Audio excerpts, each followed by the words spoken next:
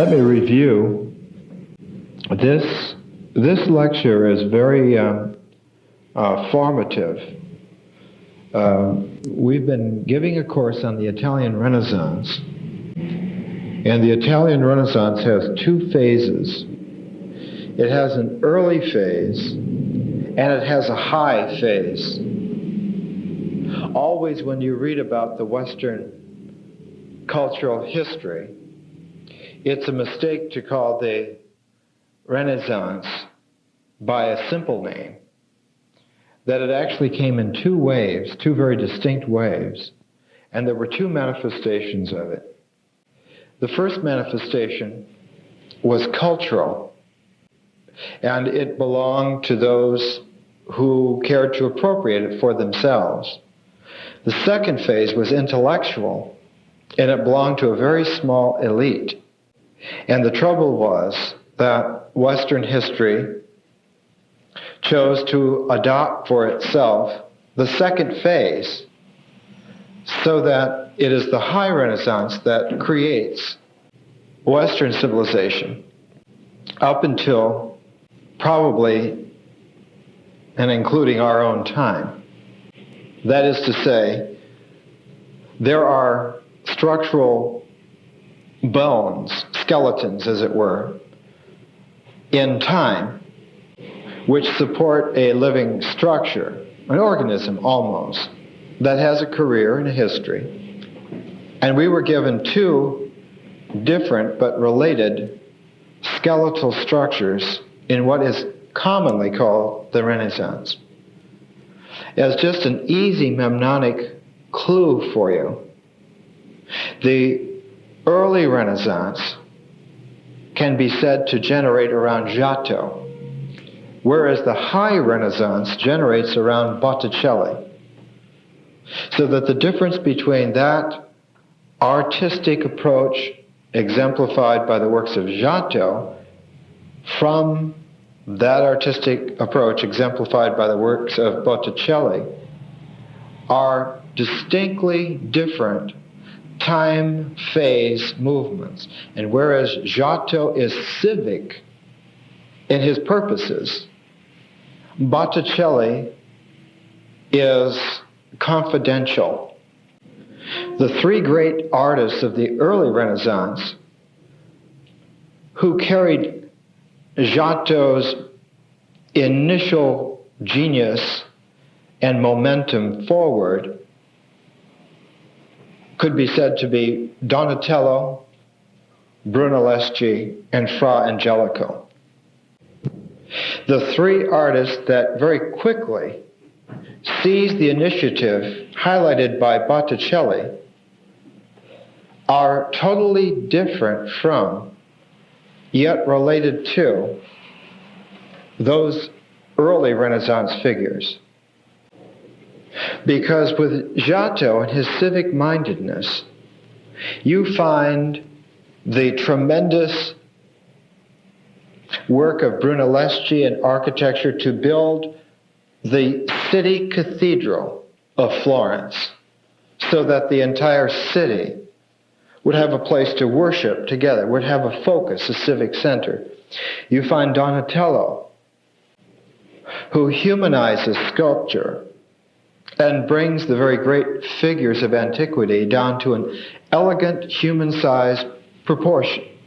The David, for instance, of Donatello. Fra Angelico brings the mystical element in painting to a perfection in terms of the civic expression of it, because no matter how mystical, and in our terminology, transcendental, but Fra Angelico, I think, would prefer an eminent rather than a transcendent focus. He made the paintings so that the paintings themselves would draw those powers and those realizations down to themselves and focus them there. So that Giotto begins the early Renaissance, and Brunelleschi, Donatello, Fra Angelico flesh it out. Botticelli initiated a totally different Renaissance, one that was metaphysical in purpose rather than civic. And the three great artists who very quickly, almost in rapid-fire succession, seized Botticelli's beginning and flesh it out are Michelangelo, Leonardo da Vinci, and Raphael. And if you compare Donatello with Michelangelo, you see that there's a change. If you put Brunelleschi and Leonardo da Vinci together, there's a change. If you take Fra Angelico and Raphael, again, an enormous change. Therefore, Botticelli is a problem. He is not only a problem in art, although he is a problem in art, but he's a problem in Western civilization, because he brings into play a tension which was so polar in its origins that the only way that it could have been reconciled was to put the focus of the integration in the invisible world rather than in the visible world. The tension was, by his time, stated very simply, between paganism and Christianity, so that the tension which had sunk the ancient world, Christianity displaced the ancient world so completely that those who followed the ancient world called the period after it the Dark Ages, whereas those that followed the Christian synthesis called it a great age of peace, harmony, the medieval world. So depending on your view, it was either a dark age or it was an age of great peace and harmony. The clash, the polarization of the pagan world and the Christian world was so intense in the 4th century AD that the crunch between the two forces, the two momentous cultures, fractionated into a million subsects. And this is where you get most of the Gnostic groups. This is where you get most of the odd schools, the flourishing of Oriental religions in the Roman Empire. Almost all of it happens at that time. Botticelli brought it all back into manifestation. And he brought it back not in a century of cultural movement, but in a period of about 30 years. So that there was a crisis of consciousness in Florence between 1470 and 1500 that was almost intolerable. It was white hot. And Botticelli, unfortunately, was the focus of it all. The individual that should have been the focus of it, who prepared himself, was prepared to be the focus of that world, was Marsilio Ficino. But as we talked about in the lecture last Tuesday on Mozart, it is not the individual whose intellectual poignance accurately pinpoints the problems and the solutions that passes on to the people, but that person who charts the emotional world.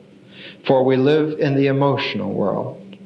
And Botticelli's work bridged immediately to the tens of thousands of people, whereas Ficino, even though his correspondence may have run to hundreds, was an elite phenomenon across the face of intellectual Europe. But Botticelli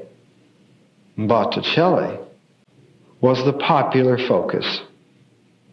And in reviewing the career and the events that happened to Botticelli, we see in miniature the destruction of the early Renaissance almost permanently, that is, the civic values which were redeveloped and restated were set aside, sometimes cast aside, sometimes actually driven into exile, and the High Renaissance obtained.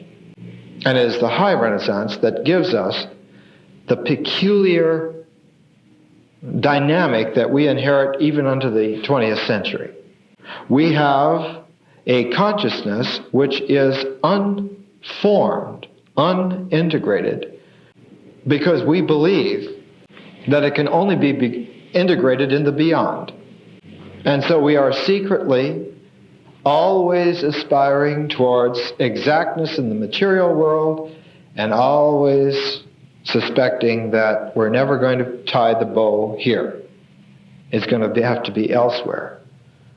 So that along with the empirical, there is a transcendental lust leavened into the very structure of our minds. And this yearning begins in the High Renaissance with Botticelli. And of course, those who heard the Michelangelo lecture realize the incredible extent that Michelangelo went to in his life and in his work to try and extricate himself, even to, in the painting of the Sistine Chapel, when he got to the Last Judgment wall, presenting himself as a pelt in the hands of St. Bartholomew before the vengeant Christ, denuded of the inner skeleton, the inner structure that would have made him a man, and left him just a pelt of skin and a collapsed balloon face. This is an accurate portrayal of the psychological quandary thrust upon the consciousness of individuals who were present at that time. I have to have a little emendation here. Not all people are present in the lives that they live or the era in which they live. In fact, Carl Jung has observed in Modern Man in Search of His Soul, it's very difficult now to find anyone who is here. We live in the past or we live in the future, or in some imaginative realm. But to find someone who is here, who is present here, this is very difficult. And yet, there is no reality without the present threshold being disclosed. So we find in Botticelli's time increasingly individuals prone not to the civic leaders who had triumphantly brought the integration to the center of the city in the Il Duomo, but became fascinated with the fire and hell damnation rhetoric of someone like Savonarola, that it's better to burn these riches and melt down these jewels and get back very quickly to the simple basics, ere we all end up in hellfire. Botticelli, then, is extremely formative and significant. But in order to place his significance within the largest framework, we have to go back to antiquity just for about 10 minutes, and then we'll work our way back up and review his work and life. The great watershed in antiquity was the idea that Alexander the Great had of an ekumenikos, a single world. Alexander had put together the ideas given to him by his tutor Aristotle that all of mankind formed a vast family. And therefore, the whole principle of the civilized and the barbarians was an invitation for the civilized structure to go out and convert the barbarians and civilize them, educate them. And so the West, as early as Alexander the Great, has this strategic desire to civilize the rest of the world, to bring it within the ken. And civilization for Alexander meant joining the polis, the city. It was the city, the urban man who was humanized. Because in the city, culture And that quality, known in Latin as humanitas, focus and create a sense of personal worth and consciousness in terms of the historical development, in terms of the spatial application of the polis and its empire. 300 years after Alexander the Great, that idea was manifested very powerfully by Augustus, and Rome became the city.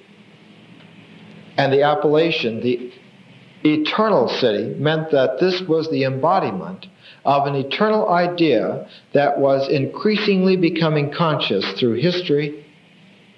And therefore, Augustus, in order to cement his achievement, portioned out the understanding of history to an epic poet, Virgil, so that a new civilization, a higher civilization, came into order and being. And the difference between the old Greek civilization based on Homer and the new Roman civilization based on Virgil was that Homer was based on the mobile individual man who had a personal liaison with the Olympic gods through sacrifice, whereas the new Virgilian civilization was urban, and the integration was on a representation of all mankind in the person of an emperor.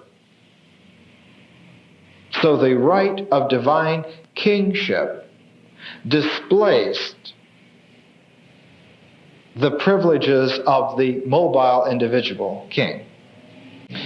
Aeneas is quite different from Odysseus. He seeks to establish the city which will last from here on out. And it's just a question then of writing the history of how this city civilizes the world. All of this was brought back into play in the early Renaissance by Dante, who used Virgil for his guide through the realms of transformation, the underworld, the purgatory mountain, and the Paradiso. But the understanding in the early Renaissance was that this was an achievement, this was an accomplishment that belonged to the city. It belonged to Florence. Florence would be the new Rome. The Florentines would be the new Romans. It was consistent. But with Botticelli, we find that the civic emphasis is displaced by a metaphysical emphasis, that the city is but an illusion, and this illusion is misleading, and therefore man has to reject the civic orientation of the early Renaissance and seek his integration in the higher celestial realms. How can this be done?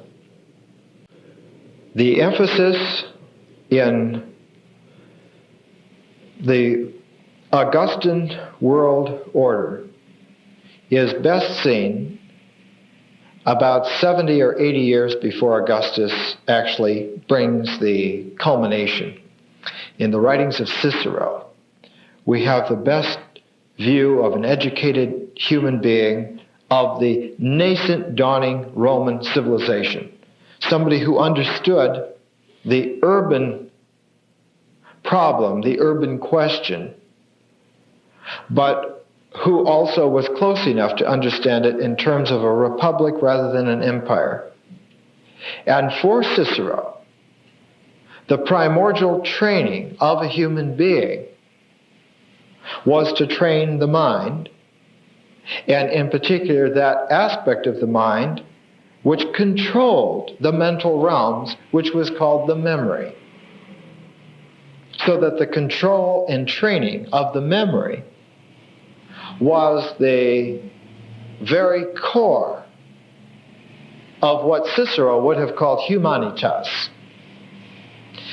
The early Renaissance also would have agreed very much with the idea of humanitas in Cicero's understanding, but they would not have lived it. Whereas the High Renaissance took it deadly serious that the control of man's memory was the very fulcrum of empire. And how is memory controlled? How is it trained? How are the very structures of perception, ideation, imagination given an indelible shape and form? Through images, through symbols. And it is the inculcation of the right images and the right symbols that train man for the empire. All of this becomes an almost intolerable tension in the life and work of Botticelli. The first indications of Botticelli are in several text forms. His father notes that he has a son about 2 years old around 1447, so that Botticelli is born towards the end of 1444, 1445. He was an unruly child. He was sort of the James Dean of Florence at that time. He was unruly. His father was very worried about him. He's what the American Indians call a contrary. You tell him to do one thing and he'll do exactly the opposite. So they were worried about him. When he was 13, they apprenticed Botticelli to a nominal trade at the time, goldsmithing. Now the goldsmiths, which had a guild, were very close and chummy with the painters. And the painters at that time, like Fra Angelico, used a lot of gold in their painting because they had good access to workmen and so forth. In fact, Botticelli's older brother was what they called a beater. He beat the gold very thin so that the artist could then use these thin sheets of gold. Botticelli became finally enamored with wanting to be an artist. It was the easiest sort of life. All you did was have to draw, and it couldn't be very difficult, and they paid you. And you got to draw some very nice things, especially the ladies. So Botticelli decided he wanted to be an artist. His father, horrified, but realizing that this was the first time in the young man's life that he ever wanted to do anything at all, searched around through his friends and found the perfect artistic and personal master for young Sandro Botticelli. He found someone who was equally a contrary, equally rough, Fra Filippo Lippi, who had been very much a toughie when he was young. If you remember the lecture on Fra Angelico, Fra Filippo Lippi was almost an exact opposite from Angelico's mystical religiosity. You can imagine Lippi with a salami and a bottle of wine and a paintbrush and enjoying himself all afternoon with the students and the models. Botticelli took his irascibility into Lippi's studio, and Lippi was charmed enough with the idea that he had a talented juvenile delinquent on his hands and began to spend a lot of time with him. And Botticelli, almost like some miraculous discovery, began to show incredible promise. So much so that within 3 years, Botticelli began to exemplify what can only be described as a precocious genius.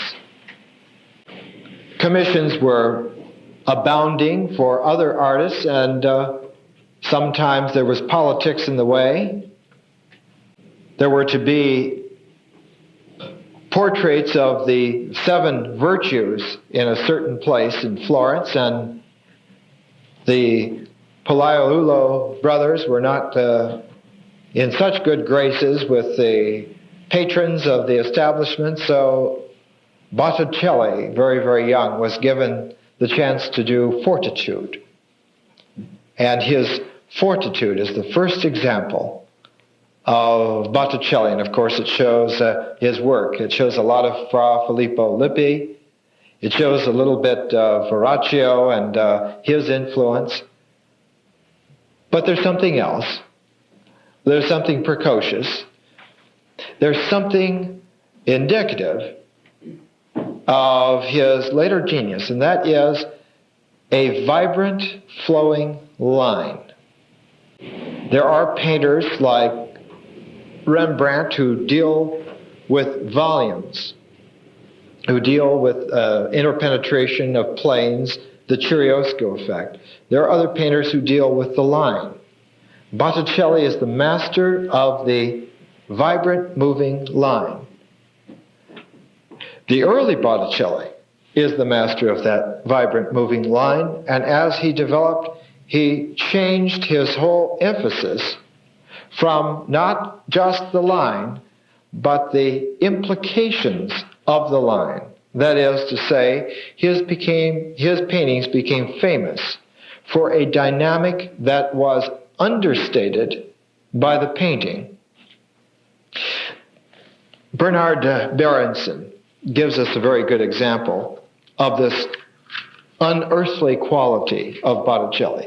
In his book, The Italian Painters of the Renaissance, Berenson, incidentally, is the mentor of Sir Kenneth Clark, who did this wonderful version of Botticelli's illustrations to Dante, which I'll get to. Berenson gives us the following description. In fact, the mere subject, and even representation in general, was so indifferent to Botticelli that he appears almost as if haunted by the idea of communicating the unembodied values of touch and movement. He's making the point that almost all painters in the West are representational painters. The Greek term was mimesis, the representation of reality in art. But Botticelli is not a representational painter. He is a presentational painter.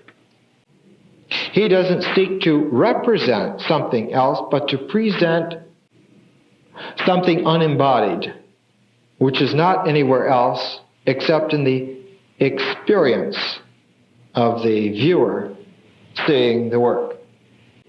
So that we're given to understand now that Botticelli, in the very way that he painted, was already moving into the high Renaissance, into the metaphysical emphasis. Because if you have unembodied values that are the intricate source, then it doesn't do any good to make cathedrals in the center of the city or statues no matter how gigantic, because the values are impossible to embody. They have to be presented in such a way that they leap into being, they leap into life in the act of seeing. But that is not the seeing of the eyes so much, but the seeing with the inner eye of the mind. And this is where Cicero says the problem is exasperated when we try to cultivate the memory by using our eyes or any of our external senses. That can't be done properly. That, in fact, what we need is to use the inner eye. And he says this seems to be the classical art of memory given to him and improved upon by him, given to him by earlier Greek masters. And what's important, and Cicero's art of memory occurs in a letter to Herennius. It's called Ad Herennium, to Herennius.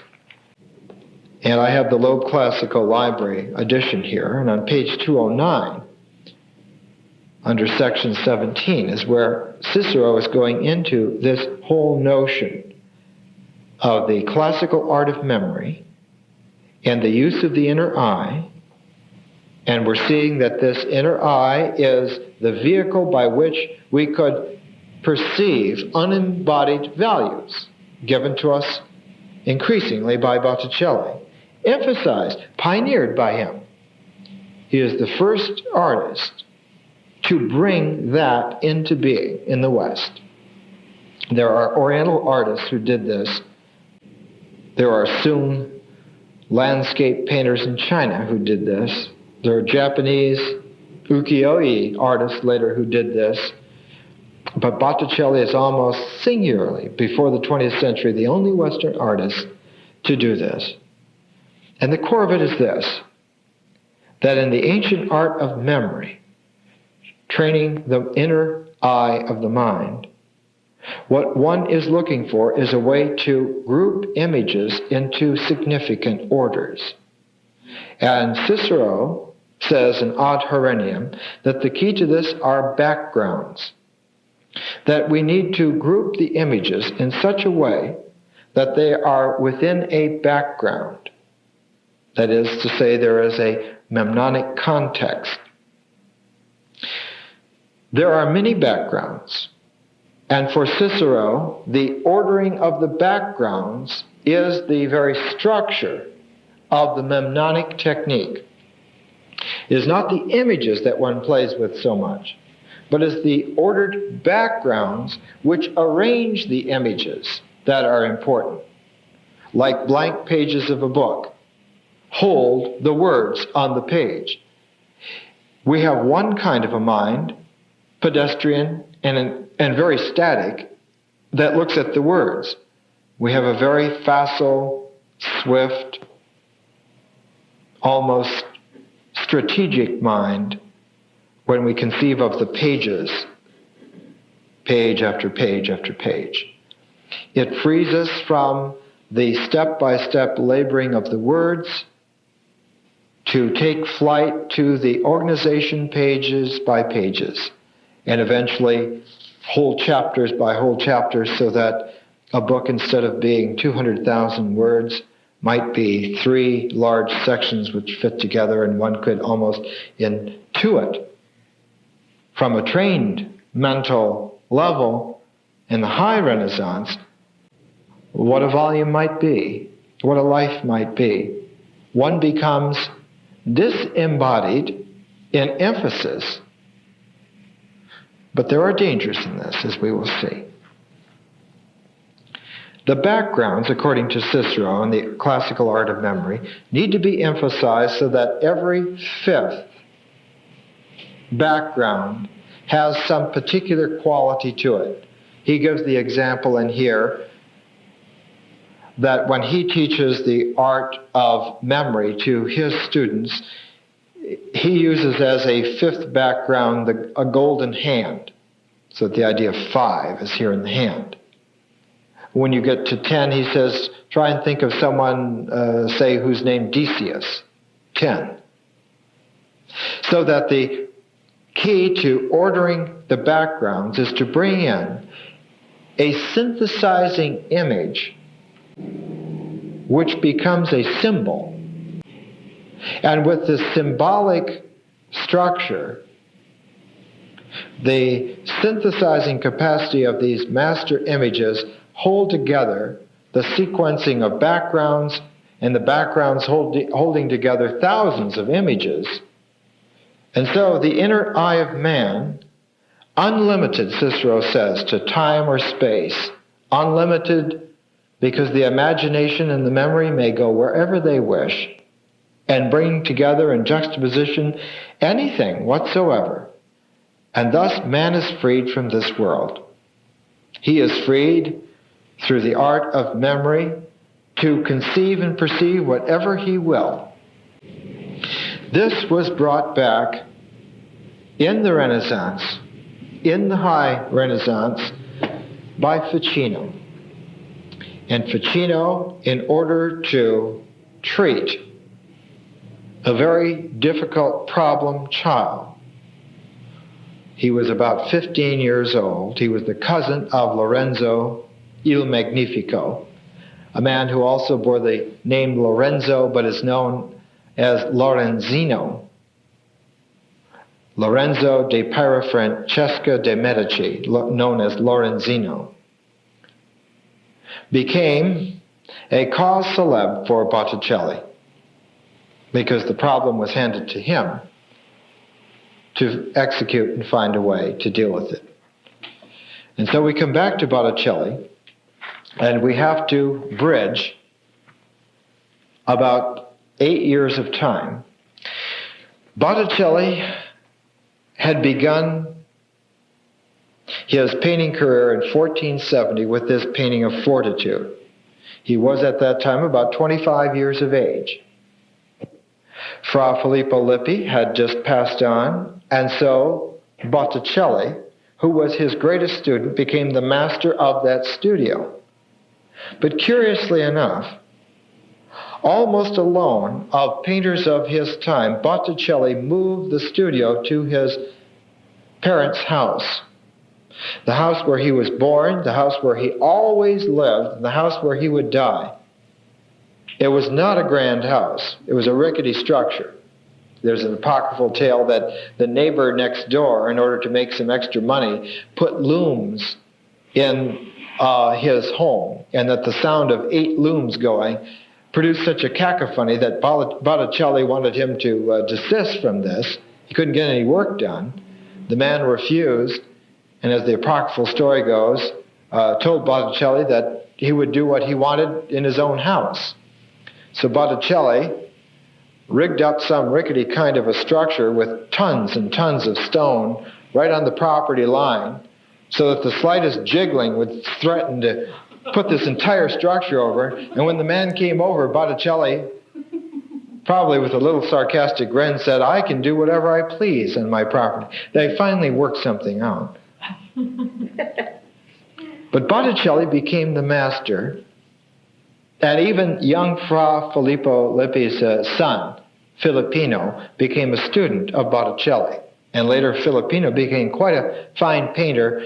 In fact, some of the late Botticellis have coloring done by Filippino. He loved gorgeous vermilions and oranges. He was a natural, talented decorator and designer. Botticelli never left the house except in 1480 when he went to Rome on invitation of the Pope to decorate the Sistine Chapel. He initiated the decorations in the Sistine Chapel. Michelangelo was only 5 years old. It took a long time to decorate this place. But the first master there was Botticelli. In 1470 then, Botticelli began his career. By 1475, he had become known as a great technical craftsman, a little eccentric, a little strange, but also it had become established in Florence that Botticelli had a very particular talent, that his art tended to be somewhat mystical. Now the cousin of Lorenzino. He was very wealthy. He was going to inherit probably as much financial wealth as Lorenzo himself commanded. In the political family context of northern Italy of this time, it didn't pay to have a spoiled brat in possession of so much power. So the problem became how to civilize this monster. And so the problem fell upon Ficino, because Ficino was the intellectual center of Florence. He was not only the person who ran the Florentine Platonic Academy, he was the man who engineered the instruction. He had been Lorenzo the Magnificent's teacher. He'd been everybody's teacher. So he worked out a plan whereby young Lorenzino would be able to purchase a villa just outside of Florence, and Lorenzo the Magnificent made sure that all the negotiations went well. We have letters from Lorenzino to Lorenzo, writing to him and saying, I honor you as one who is like my father. Whatever arrangements you make will be just well and good for me. This is 1475, 1476. It became apparent that the villa was not going to be a civilizing factor. In fact, it was freeing him up for even more escapades, and he was rapidly maturing. That is to say, he was getting ideas that were going to be very dangerous. So Ficino again thought of the old Ciceronian educational ideal of inculcating humanitas in an individual, and came to the realization that they needed to educate the man in his memory. So the classical art of memory would have to be indicated, and there would have to be a sufficient series of backgrounds presented, and they would have to be very effective and unusual and appealing to this monstrous 16-year-old. So Ficino wrote a very famous letter to Lorenzo, and he said, I want you to find an artist to portray Venus and her entourage and the various levels leading up to Venus as the goddess of love, because it is love that is the primal emotion that guides man through all the celestial realms. But we want love to be embodied as a beautiful woman so that the youngster will constantly look at her, and will be able to teach him, he wouldn't say subconsciously, but we would, through this arrangement of images. So Lorenzo, looking around to find some painter who could do this, chose Botticelli. And Botticelli, in order to carry out this program, painted two of the greatest paintings in the world, the Primavera and the Birth of Venus. And they were sent out to this villa to instruct this little monster and bring him back into a civilized order. In order to do this, Botticelli outdid himself. In fact, according to many people of the time, verged on heresy. Because in the Primavera, he presents Venus as a kind of a sylvan Madonna. Right in the center, the trees themselves make an arch so that the forest displaces the cathedral. And the goddess of love, the pagan goddess of love, displaces the Virgin Mary. And instead of the nice little baby Jesus in her arms, he's up flying above her head, blindfolded with a bow and arrow, ready to cause all kinds of havoc. Well, the youngster couldn't keep his eyes off of this. This was exactly what he had hoped for in this life. So the great Primavera was placed on one of the walls of the villa, and Botticelli packed it, jammed it, airtight, with all kinds of innuendos. It would take him years, if ever, to decipher.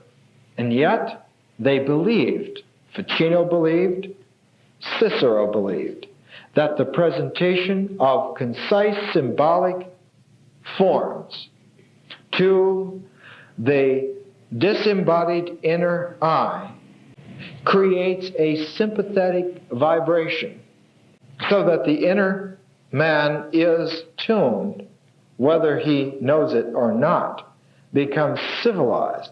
And the popular saying is that music soothes the savage beast.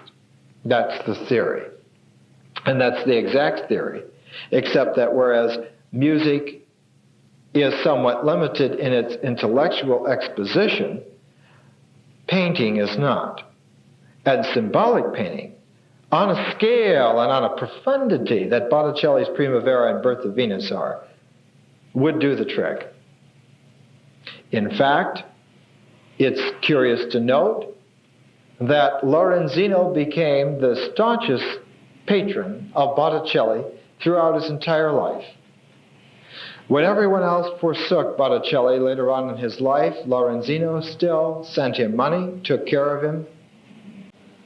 I would conclude, perhaps not so rashly, that Botticelli and Ficino and Cicero were quite right, and that Lorenzino had learned something which was to prove indelible in his life. Lorenzino, in fact, became the father of Pope Clement VII, and a great deal of the later High Renaissance stems from this little educational task executed by Botticelli about 1478. I won't go into the Primavera. We don't have time. There are all kinds of groupings. Just one note on a gold jeweled diadem from the Renaissance, which had belonged to Simonetta, the girlfriend and lover of Giuliano de' Medici, Lorenzo's brother. These three graces are on the other side of the medal and bear under it the Latin inscription Concordia, so that each of these figures in the Primavera is a virtue, a symbolic manifestation of a hierarchy. And the fact is that they move in this kind of an order, so that one comes in with Zephyrus, you move through Flora to Venus to Concordia to the winged mercurial figure who is able to pluck the golden apples of the sun. So that there is a sequencing, there is an ordering. Venus in the Primavera is extraordinary. She is a pagan Madonna who usurps in one complete symbolic image the entire tradition of the Virgin Mary. That is to say, the very patron synthesizing image of Christianity was stolen away. This is very much like the old Hermetic myth. You know, Hermes was a thief. We think of him prosaically in the 20th century as the messenger of the gods because we have a literary education. But mythologically, ritually, on the blood and guts level of the way life is lived mythographically, Hermes was a thief. This is why Odysseus is often pictured with the thief's cap, the Hermetic cap. The mobility of man owes the integrative capacity to allegiance to a goddess of wisdom, like Odysseus to Athena. Only here we have the goddess of love, Venus, because the mobility in the Neoplatonic realms was not by wisdom so much as by love. And this was the bringing in of the early Christian message. Christ, the harbinger of the doctrine of universal salvation through love. So that Venus displaces the Virgin Mary on her own grounds in the Primavera. She becomes the goddess of man's true religion, the humanitas of the urban Florentine of the late 1470s. This caused a scandal for the few who understood what was going on. For the many, it was just another beautiful painting for the wealthy Medici wasted on some spoiled brat. But there were other wealthy families in Florence who understood this, and they were horrified by the travesty. And so they decided to highlight this transgression against religion by the Medici family. After all, they're the ones who commissioned all this. They're bringing all this into manifestation. It's the Medici. So a very wealthy family called the Pazzi, P-A-Z-Z-I, the Pazzi, organized what is known as the Pazzi conspiracy. And the Pazzis, with the backing of the Pope and the backing of the Archbishop in Pisa, hired a bunch of thugs to assault Lorenzo and Giuliano Medici and their private, personal, family cathedral at Mass. Giuliano was murdered, and Lorenzo was wounded and crawled into the sacristy, just barely escaping with his life. And the Medici deciding to teach everyone a lesson. Money does buy power, briefly. They not only had all of the thieves hung and killed, but they had the Archbishop of Pisa hung and killed in the town square in the Palazzo Signoria of Florence. And then they had Botticelli come in and paint the whole scene on the walls of the family cathedral. It took a year for the Pope to work something out with the Medici, some arrangement where they would gain some advantage somewhere else in the world, to take at least the portion of the Archbishop hung down. But it was Botticelli who painted the image, because it was Botticelli who had painted the Primavera and the birth of Venus that had set it all going. Part of the deal that the Medici struck, that Lorenzo Il Magnifico, they didn't call him Il Magnifico for nothing. Part of the deal was that the Pope would invite none other than Botticelli to Rome to dedicate and engineer the decorations for his own chapel. Rubbing it in is what it's called. So the very culprit went to Rome and painted there a series of 3 great frescoes. In fact, if we read Vasari correctly, there were more, and some of them have been lost. Much of Botticelli's work has been lost through history. But 3 great frescoes. One of them deals with Moses. One of them deals with a figure from the apocryphal books named Korah, or Korab. And the third deals with the temptation of Christ. I don't have time to go into all 3. They're all very large frescoes, and done in 1480, 1481. By 1482, Botticelli was back in Florence, so he worked very fast. In the temptation of Christ, there are 3 portions at the top of the painting which involve scenes of Christ and Satan. And it's interesting to note that in each one of these 3 scenes, Satan is presented as a monk. He is in one cowled so very neatly that you're not quite sure. It may have been a conversation.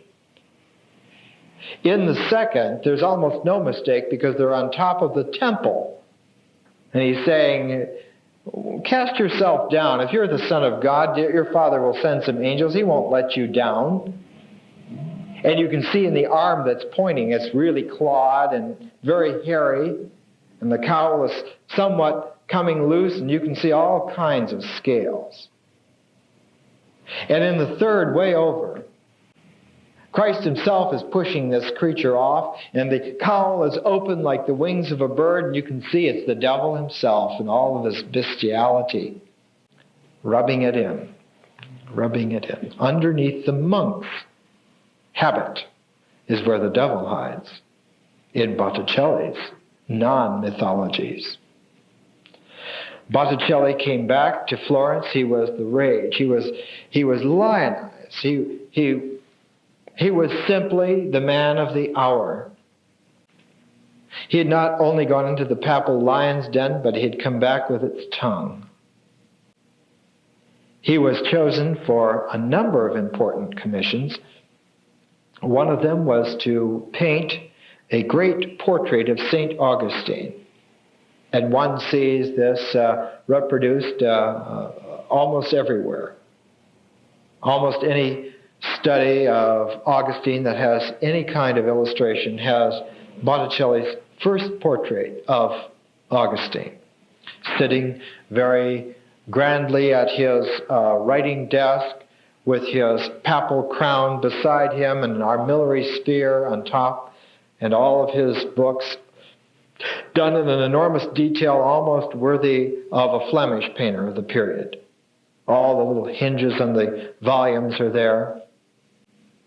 Later on, Botticelli, after the crisis in consciousness had surfaced in him and all but torn him apart, he would paint another Augustine, and it would be a simple surface, not a fancy writing desk. There would be no papal crown, no armillary sphere.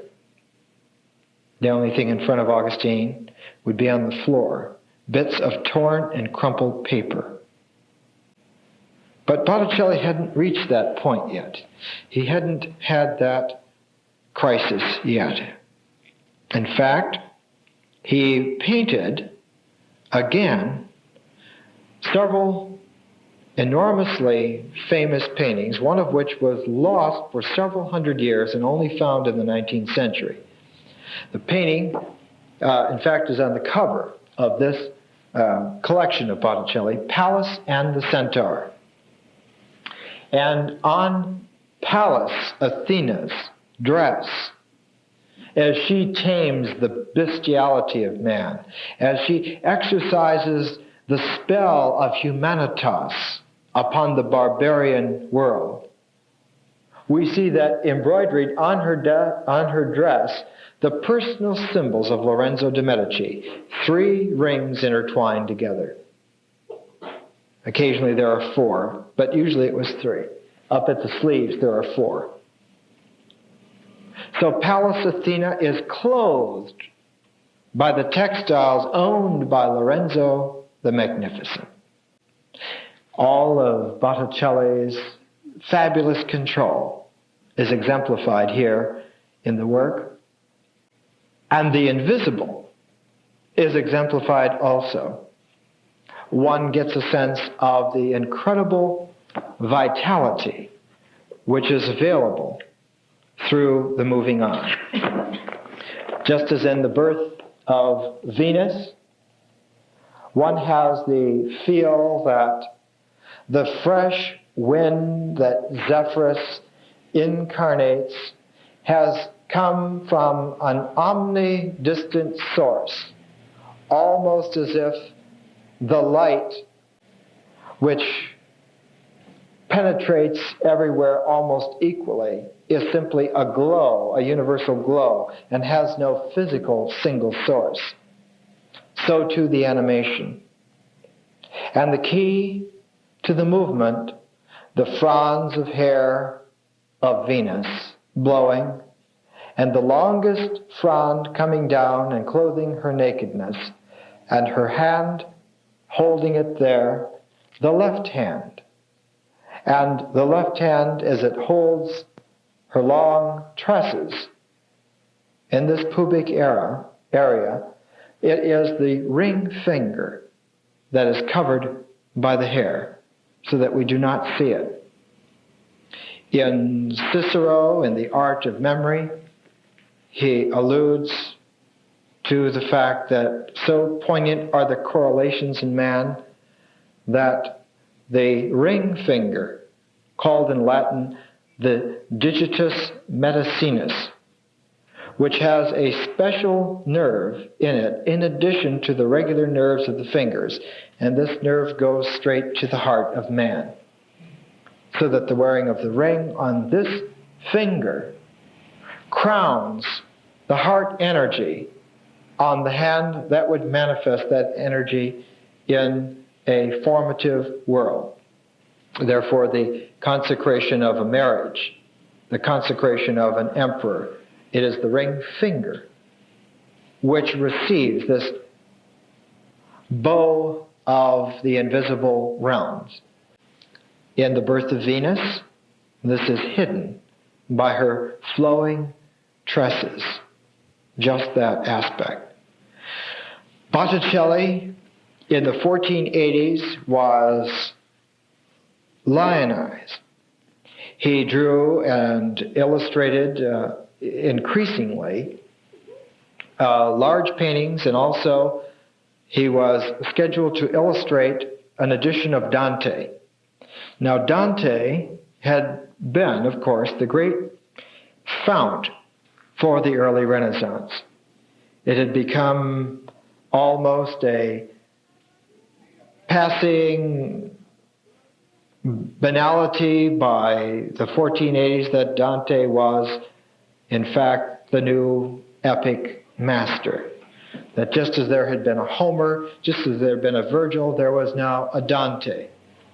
Michelangelo, as we saw last Saturday, spent most of his life idolizing Dante and wanted to build a monument for Dante in Florence, and was finally buried next to the cenotaph of Dante in Florence.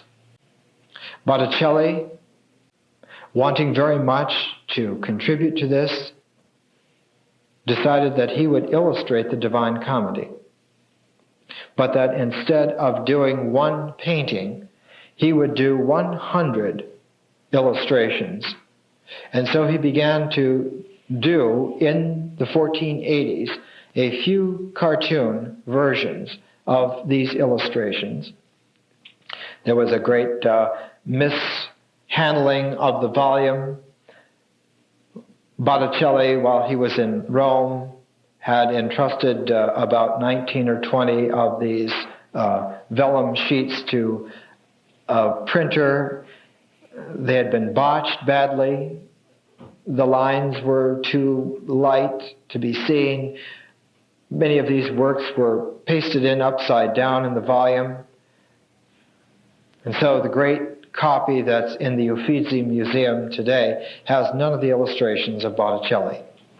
The Dante is there with all the commentary by Poliziano, but the illustrations of Botticelli are not there.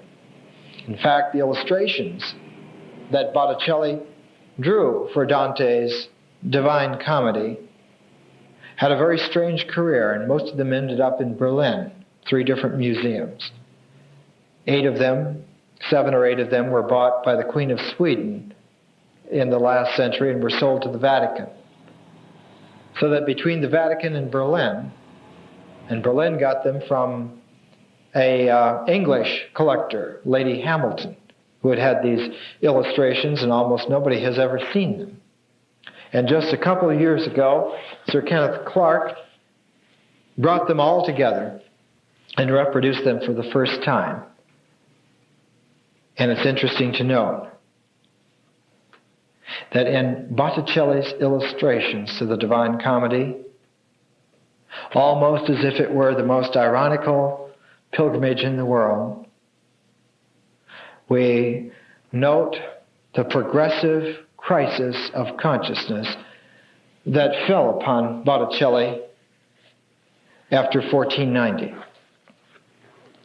In fact, these were done probably between 1490 and 1495, and they record for us almost as if they are a psychological diary the dismemberment of Botticelli's confidence in being able to use his art not only as an integrative arena, an arena to integrate significance for himself and others in the world, but he finally gave up art altogether. And after 1500, the last 10 years of his life, Botticelli ended up impoverished, a bum living on the proceeds of friends, psychologically unable to paint. He became crippled, became very ugly, and the Prince of Beauty became a misshapen goblin, haunted by a realization that would all but dismember Leonardo and Michelangelo. Seemingly only the early death of Raphael saved him. What the illustrations to the Divine Comedy show us is that as Botticelli was attempting to relive in himself Dante's journey, was reliving it not in the civic tone of Giotto and his successors, but in the Neoplatonic, high Renaissance metaphysical level, which was not sustainable by the psyche of the 1490s. Almost as if the ironies of history are at work at the very root, core, and causes of such momentous occasions. It's interesting to note that one of the close friends of Lorenzino, who was the only patron left of Botticelli, was Amerigo Vespucci, from which we get the name America. Discover for this. And Amerigo Vespucci was one of the few friends of Botticelli in this time period, and one of the few human beings at the time who was able to understand that you don't fall off the world. Botticelli did not understand, and we can see psychologically in his illustrations progressively that he literally fell off the edge of the world. It disarmed him as a man and as an artist permanently.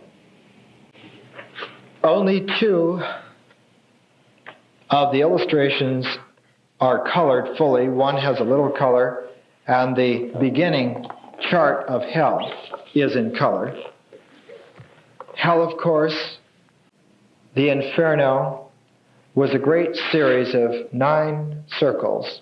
The last 3 circles have 18 subdivisions, but they produce in strategic outline a funnel down to the center of the earth. On top of the earth, in the center, is Jerusalem, the holy city. And directly below Jerusalem, at the center of the earth, where gravity pulls everything crushingly to its ultimate point, is Satan. And the 2 levels that were colored by Botticelli are very early on. One of them is the violent against nature. Those people who have been violent against nature. And the panderers and the seducers, the flatterers. Those who would mislead love and those who would misuse the world. Flora and Venus, desecrated, were the only 2 portions of the whole Divine Comedy that Botticelli colored. Very significant. As one goes down the funnel of the Inferno, one comes to Satan, and Satan is portrayed as a fallen seraph. He has 6 wings, and they still have the eyes in them. He has 3 heads, 3 faces, but Botticelli alone, of all the illustrations of the Divine Comedy, portrays Satan on a double fold. And along this massive centerpiece, we see in sequence stages the progressive transformation of Virgil and Dante. Because in the upper part, they're coming down to the very center of the earth, to the very center of gravity, and then as they get to the center, Virgil tells Dante, we must now transform ourselves. You are to close your eyes. And Dante closes his eyes so that he sees not the transformation. And Virgil then moves down and puts his head where his feet were, and his feet come back up where his head was. He turns upside down, like an image from the exterior world that comes into our eyes, turns itself upside down. The impress of the phenomenal realm inverts, because in the noumenal realm, the mirror image of appearance obtains by natural polarity its dynamic. And when Dante next opens his eyes, he sees above his head the feet of Satan. And he wonders what has happened. And Virgil tells him, this is a mystery, and we must now proceed on our way, crossing Acheron, the river, the base of the Inferno, and rise by a little-known secret path through the dark. And they quickly hasten. And at the beginning of the Purgatorio, Dante explains how after hurrying all night through the darkness, they see a little patch of starlight, and they emerge from under the earth, under the canopy of the stars. And before them is the sacred mountain of the Purgatorio. The Inferno is left behind. And they have come up on the other side of the earth. They go through the Purgatorio, and Botticelli illustrates it just wonderfully. The movement of his lines in these illustrations are fabulous. They're probably the greatest drawings for sheer vivacity. They're probably on a level with Matisse's line drawings, where just every line, every capacity is alive.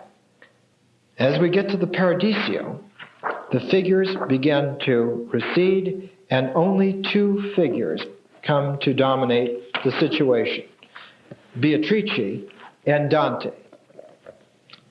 Remember, Virgil cannot leave the Purgatorio. He cannot go into paradise. So the realms of paradise for Botticelli become increasingly just two figures surrounded by celestial flames. And as the levels of paradise are transcended, more and more we get the sense that Botticelli is climbing out on a limb. And he brings us beautiful illustrations towards the closing of the Paradiso, with increasing circles of flames, increasing structures, until we get to Paradiso 28 and 29. The Botticelli illustrations begin to be unfinished, incomplete. They're just sketched in, and as one progressively moves, less and less of it is really sketched. Finally, when one comes to Paradiso 30, which is the last appearance of Beatrice, you find that there's a gap. When Beatrice is replaced by Saint Bernard of Clairvaux as Dante's ultimate guide to the super-celestial realms, there's no illustration. There's a missing page in the folio. There's a gap.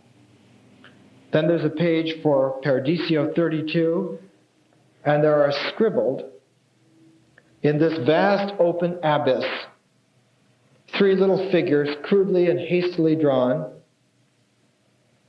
One of a man with his hands raised in the classical Franciscan mode of receiving the stigmata, and a weeping woman next to him, and an angel with a trumpet on the other side. And no more. Botticelli, unable to finish the journey, unable to go with Dante. The early Renaissance had had a confidence in man which was unshakable. And by 1495, the high Renaissance in its early phase shook that confidence of man so that it has rarely been reinstated ever since. The failure of nerve, as Arnold Toynbee points out in the study of history, is the match that lights the fuse of the death of civilizations. That civilizations always decline because they are unable to face the challenge and fall into a habitual response rather than into a creative acceptance of a challenge. And the point by which they fall into habituation, anesthetize themselves, is always through a failure of nerve, a spiritual incapacity to finish, to be there. Because the uncompleted journey is the same as the inability for consciousness to surface and flower here in the present. And so one bubbles like some strange gas up near the surface and then sinks back down and does not surface, does not become conscious and present here. And we find Florence at this time seized with all kinds of weird prophecies, exemplified by the Ferraran monk Girolamo Savonarola, who preached doom, final judgment. We're living in corrupt times, he said. Then Charles VIII of France, who was trying to fight his way down to the kingdom of Naples, decided that he was going to have to come through the Florentine territory. Lorenzo had died, his son was in control, and his son could not face the confrontation. So he gave the city of Pisa away to Charles VIII. He didn't want to fight. He could not fight. Like Botticelli, he couldn't be present. The people of Florence just incensed at this betrayal, utter betrayal of the Florentine Republic by its supposed leader, by the cream of the Medicean family that had floated and founded this Renaissance for almost 4 or 5 generations, seized upon him, threw him out, brought Savonarola in. And Savonarola preached in the public squares in the Piazza della Signoria. People began bringing out their costumes and their jewelry and piling them on great mounds of fire in the public squares. They had made a mistake. They had gone too far. The pagan world could not displace the Christian world. They were cursed. Something had to break. And it was the integration of the pagan world, the so-called human world. And what broke, of course, because what was really there was the civic understanding of humanity.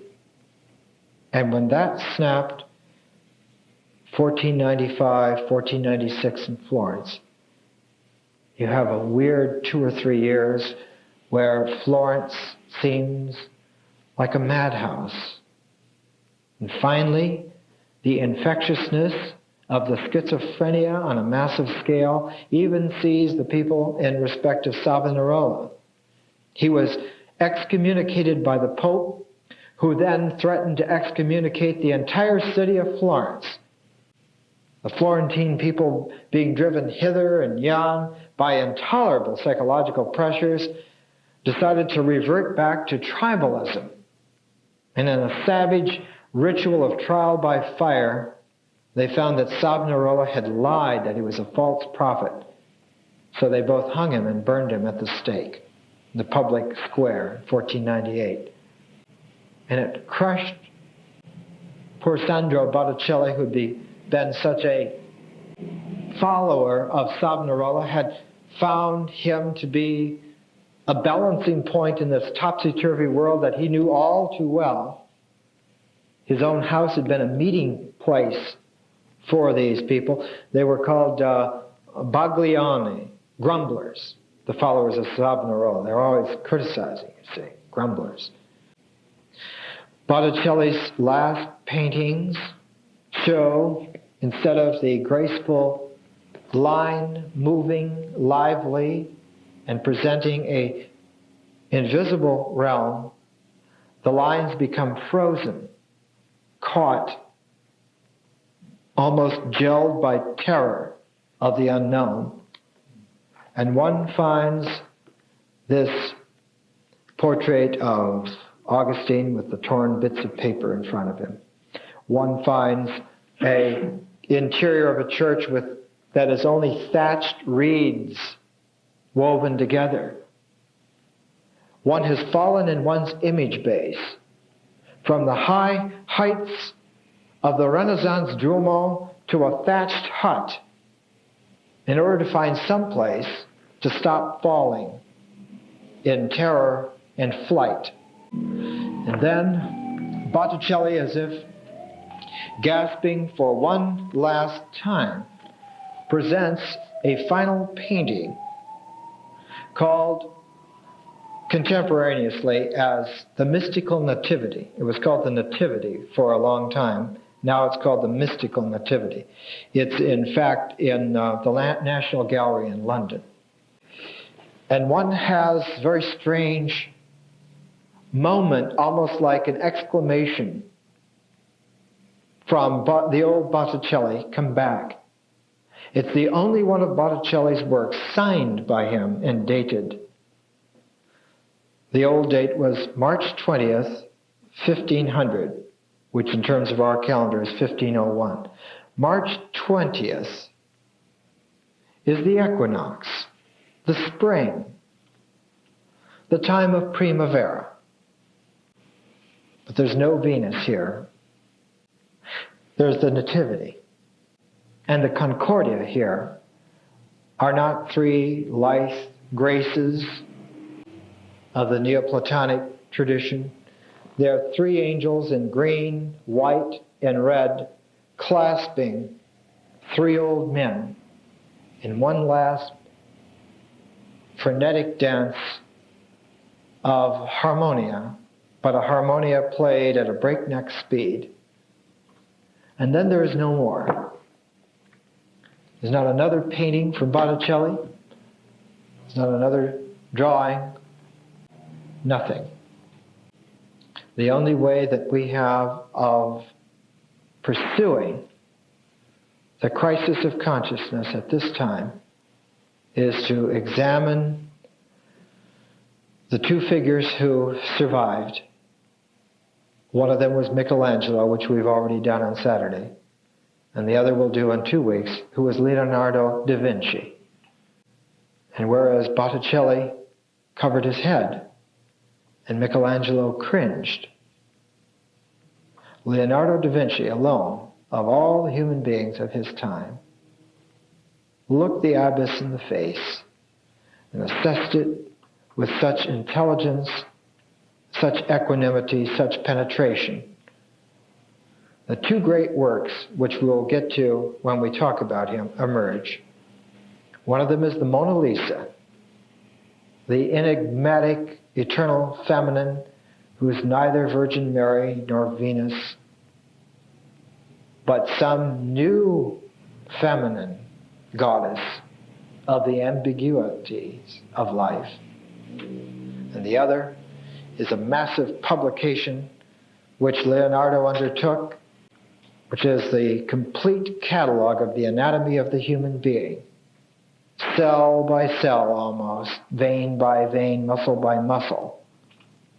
His response was, I will look at man with complete and utter integrity and draw him to the last ounce of expression capable.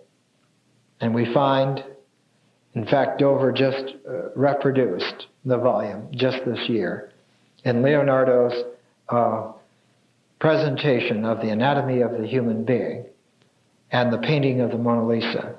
His response, which is one which our century, fortunately, has been able to take up so far. We will increasingly apply ourselves diligently to the analytic, and we will increasingly tune ourselves to live with the ambiguous. Well, I think that's about all for a rainy Thursday. Thank you.